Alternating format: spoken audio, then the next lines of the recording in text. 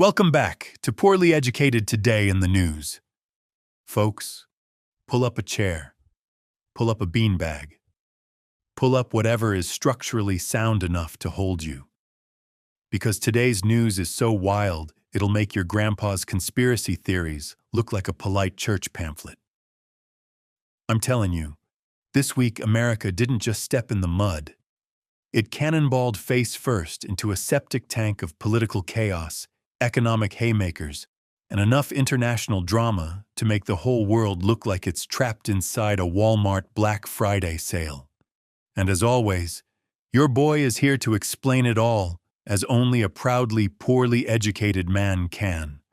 Loudly, incorrectly, and with great commitment. We've got 6 segments today, because apparently the world refused to calm down. So let's get into it before something else explodes. Segment 1. Supreme Court body slams tariffs across state lines. Now folks, sit tight because the Supreme Court just told the president, "Son, put that tariff down before you hurt yourself." They struck down the whole tariff thing like a bouncer throwing a drunk guy out of Applebee's.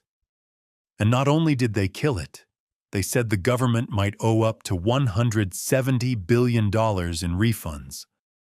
I don't know what a trillion even feels like, but I assume if you dropped it on your foot, you'd lose toes. The court basically said, you can regulate imports, but you can't tax them, son. That's Congress territory. And suddenly Congress stood up like, wait, we had responsibilities? Imagine the Supreme Court telling your cousin Earl he can't use the lawnmower as a flotation device anymore. It's that level of overdue correction. Now the government's scrambling to figure out how to refund money it already spent. This is like when your cousin borrows $40, buys fireworks, blows his hand up, and then says he can't give the money back 'cause the fireworks are gone. Yeah, we know, Earl. That's the problem. And guess what the administration did? They immediately reached for another legal lever going, oh, you didn't like this tariff law? Well, here's a different one from 1974. Brother, when the government starts necromancing old laws like they're Pokemon cards, you know it's chaos. Meanwhile, the Europeans are looking at us like we're the friend who gets drunk at the cookout and starts flipping tables. They literally said they might pause trade deals with us because they value predictability. Oh, honey, this country hasn't been predictable since Blockbuster was still alive. But that's the Supreme Court update. Tariffs out, chaos in, and America now owes every importer in the world enough money to buy about 20 million jet skis. And honestly, we might need the jet skis for what comes next. Segment 2. Operation Metro Surge turns Minnesota into a federal freakout zone. Next up, the government's immigration crackdown in Minnesota decided to detour straight into disaster town. Operation Metro Surge sounds like the name of an energy drink sold exclusively at gas stations, but no. It's the biggest immigration enforcement operation in U.S. history, and it went real sideways, real fast. 3 people died. Schools went remote because everyone was terrified. Businesses shut down. Minneapolis basically turned into a combination of the purge and a PTA meeting gone wrong. And the wildest part? 2 of the people shot were actually American citizens. That's right. Somehow the operation managed to arrest the wrong people inside the wrong country. At this point, ICE is like that friend who orders food for everyone but brings back 1 packet of soy sauce and a bucket of roofing nails. We tried our best. Yeah, buddy, but your best should not involve collateral damage. And then you've got protests erupting all over. Chicago's mad. Minneapolis is mad. Minnesota's governor's probably hiding in a supply closet somewhere. And meanwhile, the president shows up at the State of the Union like, "Border secure, baby! 0 illegal crossings for 9 months."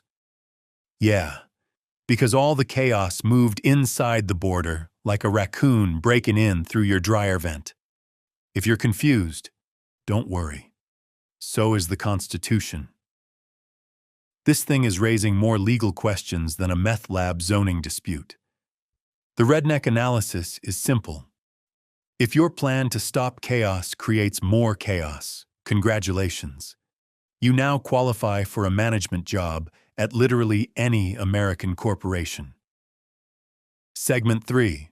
Iran, ultimatums, and the world's worst game of chicken.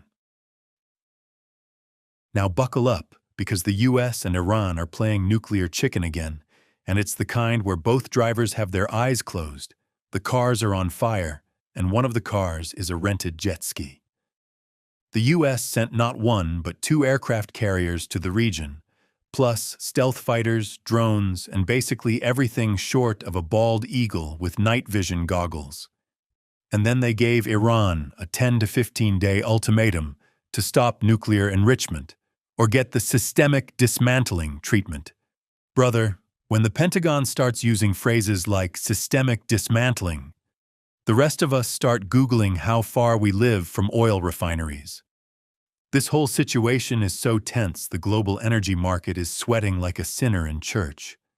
Experts say if this goes sideways, the Strait of Hormuz could shut down, and then gas will cost so much you'll have to take out a mortgage just to mow your lawn.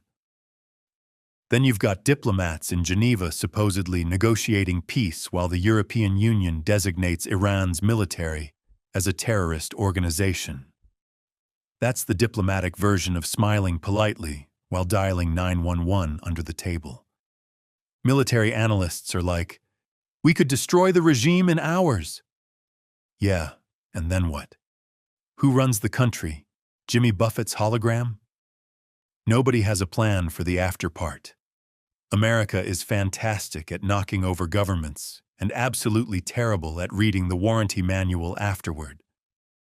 This whole situation feels like somebody lit a match in a fireworks factory, then yelled, "Everybody stay calm." Segment 4.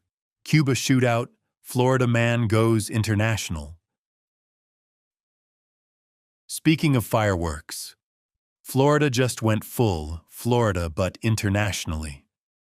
A boat of heavily armed Americans somehow ended up in a gun battle with Cuban forces off the coast of Havana. 4 dead, several wounded, and the survivors arrested. Now the Cuban government says these guys were basically dollar store mercenaries carrying assault rifles, Molotov cocktails, uniforms, scopes, explosives, basically everything except sunscreen. And the US is like, whoa, we didn't send them. Which honestly might be true. Florida produces its own independent paramilitary chaos without government assistance. One of the guys killed had apparently been planning a DIY revolution for years. Folks, if you're trying to overthrow a government, maybe don't show up on a fishing boat like you're auditioning for the world's worst Pirates of the Caribbean reboot. Now, Cuba might put the survivors on trial, and if they do it publicly, the US will lose its mind. Meanwhile, Florida's Attorney General has already launched an investigation because nothing says serious legal inquiry like Florida officials wandering into a geopolitical incident with clipboards. The redneck breakdown is simple. If your plan to liberate a nation involves Molotov cocktails and a boat named La Flounder, you might be the problem. Segment 5. Tech giants lose $1.3 trillion and the economy trips over its own feet. Now let's talk money, because the US economy is doing that thing where it smiles politely while slowly collapsing like a folding chair under a Thanksgiving uncle. GDP growth fell off a cliff, dropping from 4% to barely over 1%.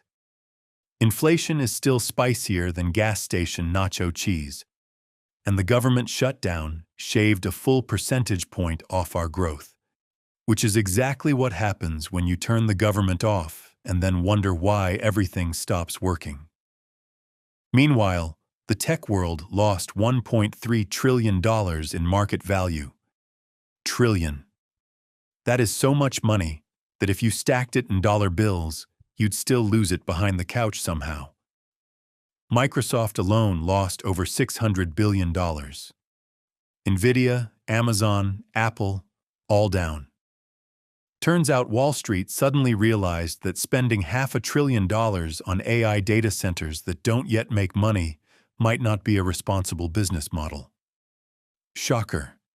If AI was a ranch, these companies bought the land, the tractors, the cows, the barns, the fences, the irrigation system, and a mechanical bull, before realizing they don't actually know how to milk anything. Consumers are still spending money, but mostly on credit cards, desperation, and vibes. And if interest rates stay high much longer, the vibes alone may have to file for bankruptcy. This whole economic picture smells a lot like stagflation, which is what you call it. When the economy is so confused, it decides to be bad at everything simultaneously. Segment 6. Paramount buys Warner Brothers, and Hollywood becomes one giant blob. Finally, Hollywood decided to consolidate like a Walmart wedding. Paramount Skydance just bought Warner Brothers Discovery for $111 billion. That means Superman, Harry Potter, HBO, CBS, and CNN are now all living under the same corporate roof, like a chaotic media trailer park. Netflix tried to bid, but backed out because the price tag was no longer financially attractive, which is rich coming from the company that paid $200 million for a movie where The Rock chases an egg. Now there's a $7 billion breakup fee, which is basically corporate prenup money. If the merger falls apart, someone's getting paid like a lottery winner. This merger means fewer studios, fewer shows, fewer jobs, and more reboots of reboots of reboots. Next year, we're probably getting Batman, the reboot, reloaded, reimagined resurrection. Every writer in Hollywood is sweating because now there are like 3 companies left to sell scripts to. It's like musical chairs, except when the music stops, the chairs explode. But hey, at least CNN and HBO and SpongeBob are now co-workers. That's a sitcom waiting to happen. In conclusion, this week in America has been a whirlwind of tariffs collapsing, Minnesota catching on fire metaphorically, Iran preparing for fireworks literally, Florida exporting chaos internationally, tech giants losing money like they accidentally flushed the stock market down the toilet, and Hollywood merging into one giant corporate meatball. And through it all, America marches on, proudly, loudly, and poorly educated. Thanks for tuning in, folks. If next week's news calms down, we'll all be shocked. And if it doesn't, well, that's job security for me.